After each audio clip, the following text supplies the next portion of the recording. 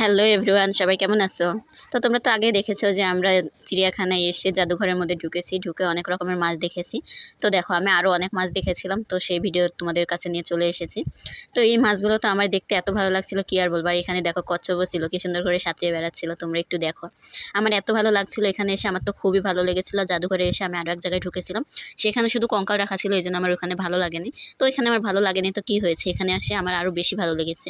ওইখানে আমার যত খারাপ লেগেছে, এখানে আসি আমার ততই ভালো লেগেছে। এই মাছগুলো দেখো কি সুন্দর খেলা করে বেড়াচ্ছে। আমার তো খুবই ভালো লাগলো মাছগুলো দেখতে। আর এই মাছটাকে দেখো, এই মাছটা আমার এত কিউট লেগেছে।